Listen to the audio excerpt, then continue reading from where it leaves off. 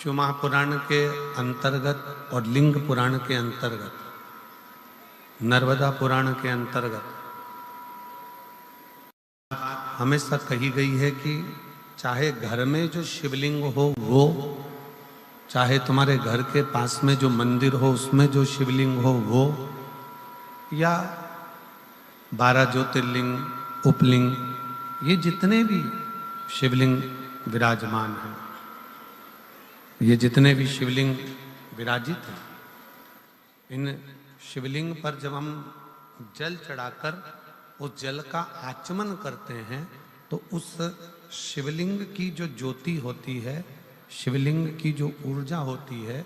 शिवलिंग की जो एनर्जी होती है, शिवलिंग का जो बल होता है, वो बल हमारे भीतर भी उतरता है और हमारे रोगों को निवारण करता जाता है, हमारे दुखों को निवारण करता जाता है, हमारे कष्टों का निवारण करता जाता है। हमारे दुख,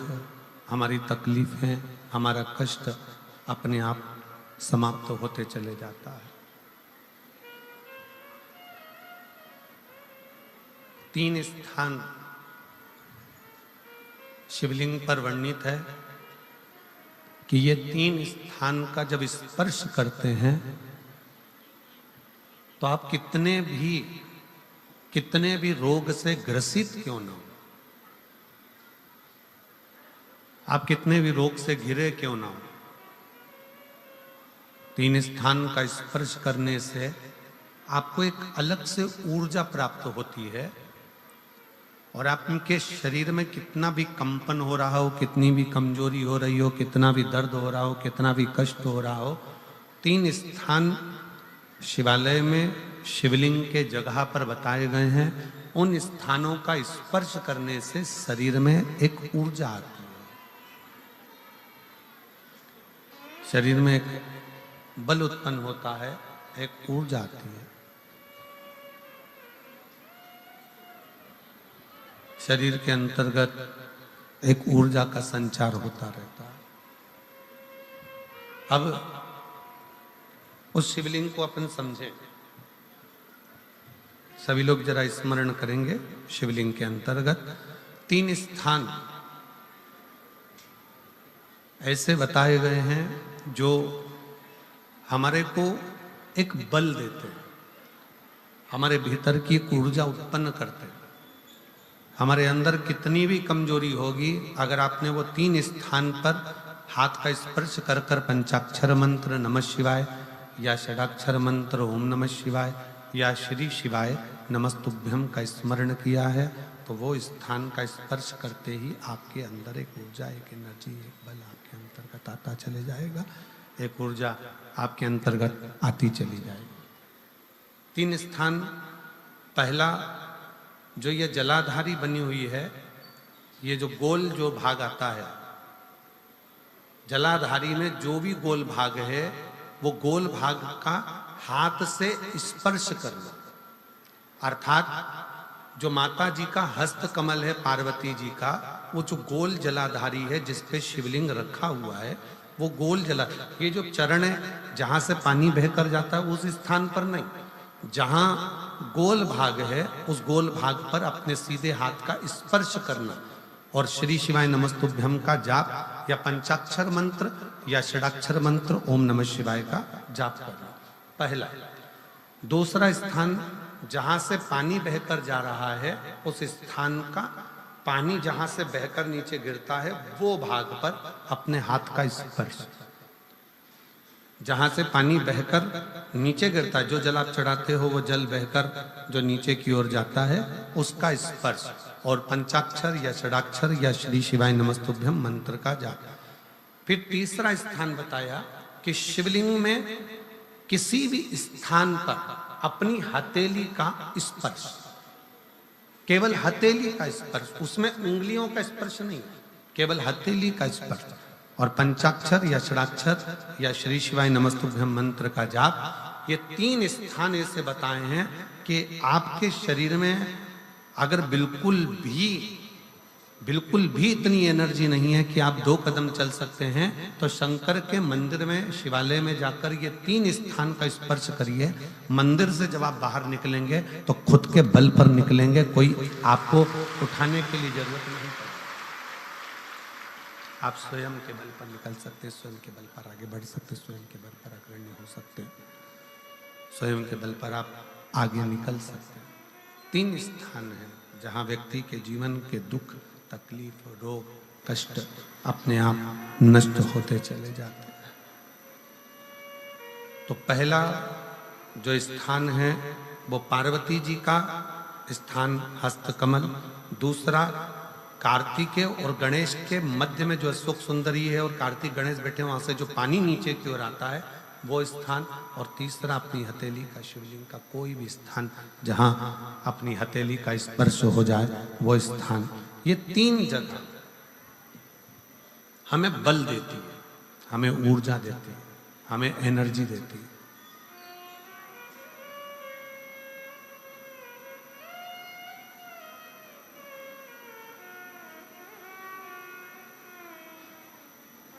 और एक निवेदन और,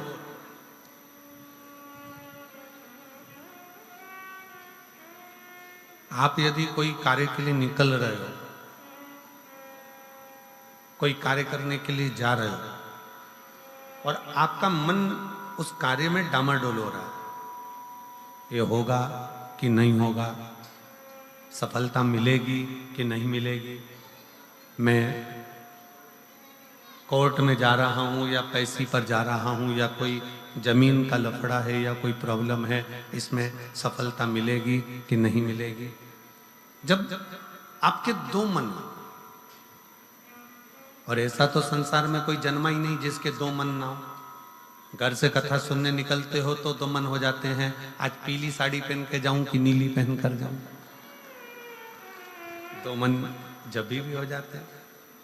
भोजन करने बैठते हो तो भी 2 मन हो जाते हैं,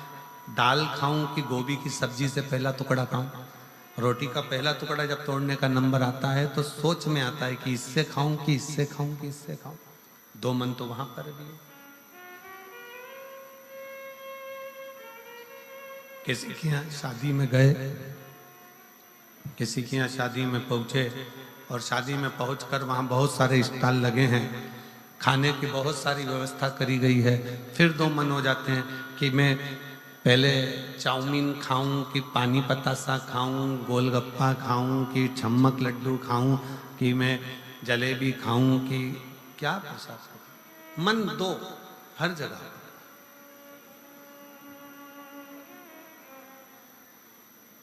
और ऐसा नहीं है कि मन 2 नहीं होते, मन विचलितता देते हैं। और शिव महापुराण की कथा कहती है कि कभी भी अगर कोई फार्म भर रहे हो, कोई एग्जाम दे रहे हो, कोई कंपटीशन एग्जाम में बैठे हो, या मेरे बेटे बेटी 10th और 12th का यदि एग्जाम दे रहे हैं, तो अपना 2 मन मत करो, तुम एक मन बनाओ कि मैं इस एग्जाम में बैठ रही हूं और मेरा विश्वास कहता है कि मैं शंकर पर पूरा भरोसा करती हूं और मैंने रात दिन पढ़ाई करी है तो मैं पास होकर मानूंगी, तो वो पास होकर ही मानूंगी।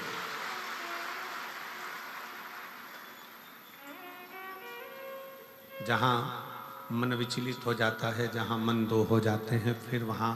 थोड़ा सा भ्रम उत्पन्न हो जाता है, फिर थोड़ा सा भ्रम उत्पन्न हो सकता है। पर जब आपने एक विचार कर लिया कि मुझे सफलता मिलेगी, तो ये निश्चित है कि दुनिया में कोई ऐसा पैदा नहीं हुआ कि आपकी सफलता को रोक दे, आप आगे बढ़कर ही रहो। और एक निवेदन और है, मान लो किसी कारणवश सफलता नहीं मिली और आप सफल नहीं हुए, तो चिंता मत करना, चिंता करने की जरूरत नहीं है।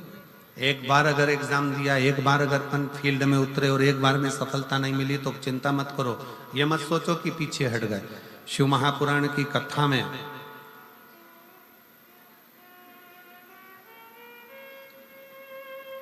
वन के अंदर भगवान शंकर अर्जुन को ज्ञान उपदेश दिए थे। जिस समय पर एक सुंगर जंगली सुमर भागता जा रहा था और उस समय पर जब बाण छोड़ा गया था तब भगवान शंकर ने अर्जुन को उपदेश दिया कि अर्जुन, एक बार युद्ध के मैदान में अगर थोड़ा सा पीछे सरके हो तो टेंशन मत लेना, चिंता ना करा। एक कंपटीशन एग्जाम में आप बैठे हो, एक एग्जाम आप दे रहे हो और उस एग्जाम में सफलता नहीं मिल रही है। आपने एक बार परीक्षा दी, एक बार आपने नीट की तैयारी करी, एक बार आपने सीए की तैयारी करी, एक बार आपने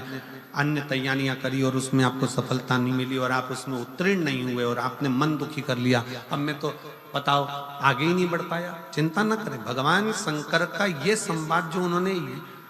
युद्ध के पहले अर्जुन को दिया है, एक सुंगर को मारते समय, एक जंगली सुंगर को मारते समय भगवान शंकर ने उपदेश दिया था, अर्जुन तीर को बहुत दूर भेजना है ना, तो तीर को थोड़ा सा पीछे खींचना पड़ेगा। उसी तरह यदि एक बार तुम्हें सफलता नहीं मिली,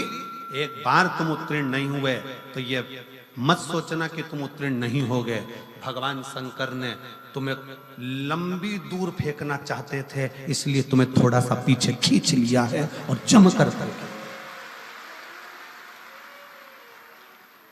शिव ने, आपने बहुत मेहनत करी, आपने बहुत परिश्रम करा, आपने दुनिया के लिए सब कुछ करा हो और मान लो उसके बाद भी आपके जीवन में अगर तकलीफ आकर खड़ी हो गई, मान लो कहीं ना कहीं दुख आकर खड़ा हो गया, मान लो आप उस एग्जाम में, उस कंपटीशन में आप आगे नहीं निकल पाए, समझ लेना कि मेरे तारा बाबा ने, मेरे तारकेश्वर महादेव ने, मेरे कुबेर भंडारी ने आपके लिए कुछ अच्छा सोच कर रखा है, इसलिए वो पीछे खींचा है। और पीछे खींचा है इसका मतलब ये मत समझना कि तुम्हें पीछे रख दिया है। उसने तो अभी तुम्हें धनुष पर चढ़ाया है और चढ़ाने के बाद मेरा शंकर जब छोड़ेगा तो फिर इतना आगे निकल जाओगे कि दुनिया तुमको देखती रह जाएगी कि तुम किस मंजिल तक पहुंचे। वो पीछे खींचता है, वो पीछे खींच रहा होता है।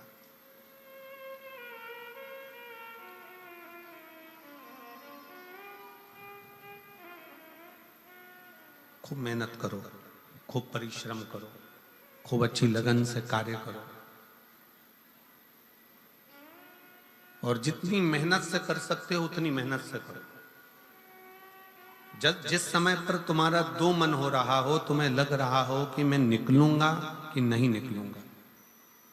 तुम्हें लग रहा है कि ये एग्जाम में क्लियर कर पाऊंगा कि नहीं कर पाऊंगा, मैं पहुंचूंगा कि नहीं पहुंचूंगा, तो यही तीन स्थान, यही तीन स्थान, तीन अक्षत को इन तीन स्थान पर ही रखा जाता है।